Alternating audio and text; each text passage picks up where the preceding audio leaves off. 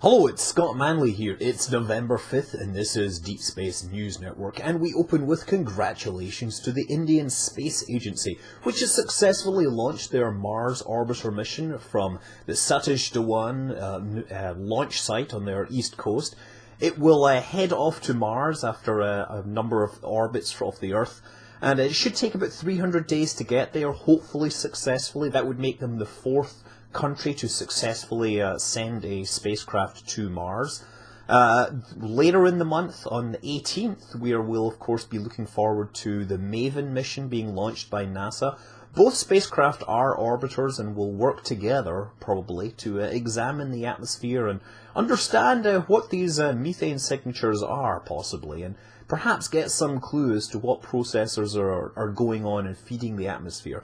Of course, all these missions launch at roughly the same time because that's when the planet Earth and Mars come into alignment. There's only 2 missions this time, but we'll see another window in a couple of years. We'll see what happens then. Now, in the world of virtual space programs, Harvester just published a dev blog today on what will be in Kerbal Space Program 0.23. The big news is tweakables will be officially added. That means you'll be able to right-click on your items in the construction building and actually say that that landing gear should be deployed before launch or not. There will be a new science lab part, which will be one of the largest stock parts that will let you examine those surface samples up close. And they're modifying the transmission of science so that you won't be able to max everything out by science spam. There's also support for 3D mice and some engine optimizations, and I hear it may be coming sooner rather than later. Now, while the Kepler mission has entered a state of semi-retirement, the data continues to be analysed, and this week they announced another 833 new planetary candidates, bringing their total to 3,500 potential exoplanets. And roughly 90% of the candidates that are examined by a follow-up actually have turned out to be legitimate sites for planets. Also, with this large sample, they've now discovered roughly 100 planets that are within what would be described as the habitable zone. So the universe is starting to look a lot more busy out there.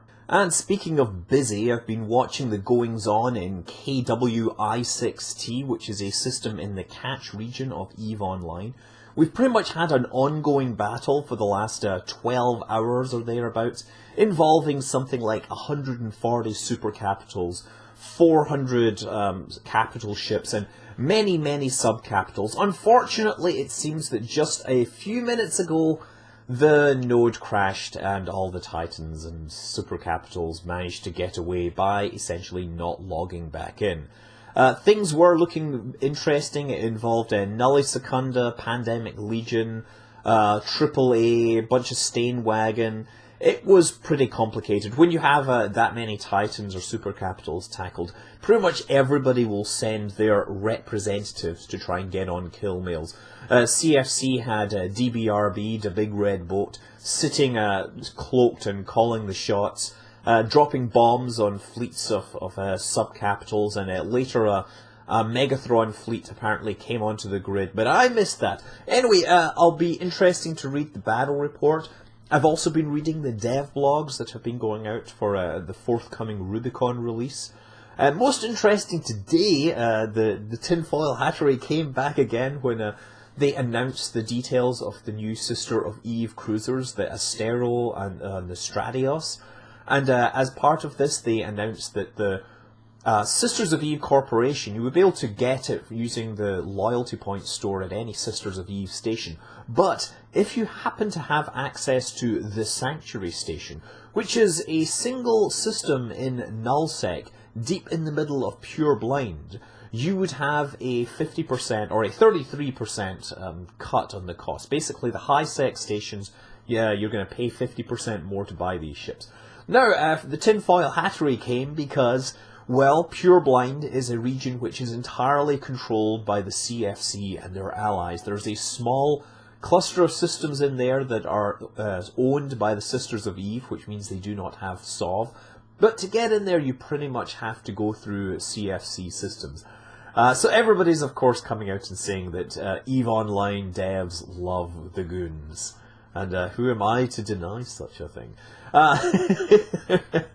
But seriously, there were some other dev blogs regarding new ghost sites. These are exploration sites that will appear in every region of the game, and they will provide access to new blueprints for ascendancy implants. These implants will be the first implants that have been able to be constructed by players in the game. They will need things like shattered Villard wheels, which will be dropped by the new ghost site.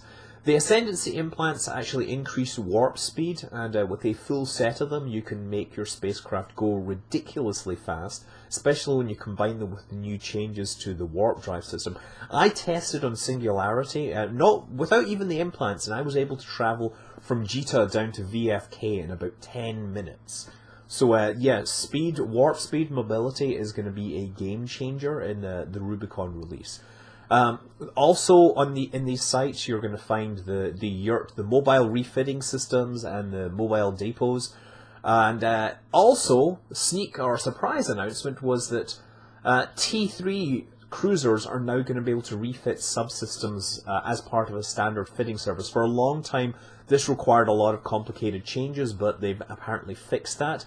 I am kind of concerned about Black Ops gangs being able to use T3s to jump into a system and then have them refit to a combat fit, but we'll see what happens in the coming weeks, I guess.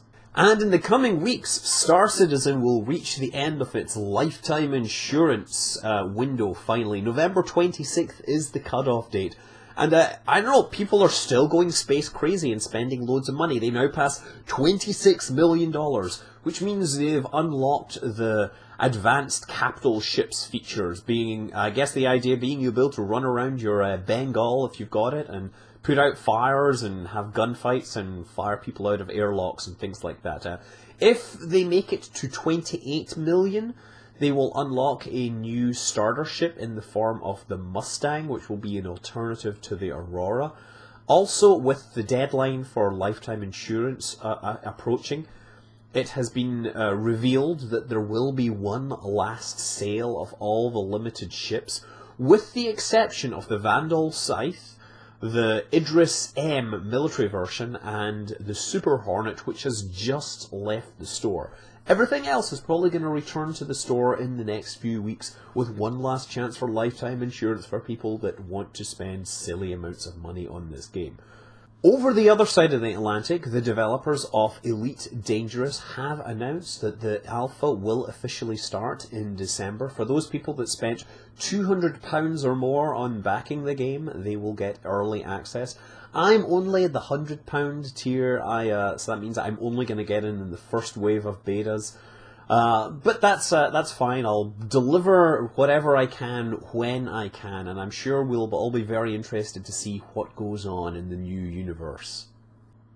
Now, if you're seeing all these games coming out, you might be thinking about upgrading your graphics card. Well, it turns out that both AMD and Nvidia are pushing out new updates to everything, but of course AMD just launched its R290 chipset, and of course they've basically claimed the crown for the best performance, far above the, or not far above the Nvidia titanium cards, but vastly cheaper. So in terms of performance, they're not that much faster, but in terms of performance for your dollar or for your pound, they are taking the crown by a long way.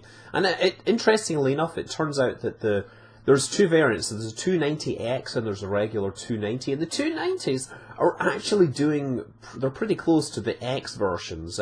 If you're willing to accept a bit more noise and more tweaking going on. But Nvidia is expected to announce an update to their line, which will perhaps regain the crown in the next few days. It's all very interesting, but I'm sitting here with my 7970 and loving it. Now, if instead you're not looking for new hardware, but you are looking for new games, and you only have a small amount of cash to do so, look at the Humble Bundle right now. They just launched the Humble Bundle WB Warner Brothers. That means you get Batman, Arkham Asylum, and Arkham City. And you can buy them both, along with Fear 2, Fear 3, Lord of the Rings, War in the North, and Scribblenauts Unlimited, All for, you know, like $5 if you want, but you know, it's all for charity. Spend more money. Give them as much money as you want because, you know, it's good, right? It goes to a good cause. And yeah, over at the weekly sale for the next 24 hours, I guess, or so, there's Team 17 sale is still running. That means you can get all the Worms games and the Alien Breed games and some other stuff. It's always cool to look to support these guys. As I come to the end of this little video production, I'm going to take a moment to remember George Thomas Thornton, who died today. You don't know who he is, do you? Well, he actually he was immortalized by creating the internet's first viral video. He was an engineer tasked with disposing of a whale on an Oregon beach. And they decided that he couldn't tow it out to sea because it would get just washed back in. They couldn't dig a ditch deep enough to bury it and not have it uncovered. So, of course, he decided to blow it up. And with the TV cameras rolling, they created one of the world's earliest internet viral videos, which ultimately grabbed its own domain in the form of theexplodingwhale.com. George Thomas Thornton died last Sunday, aged 84. I'm Scott Manley. Fly safe.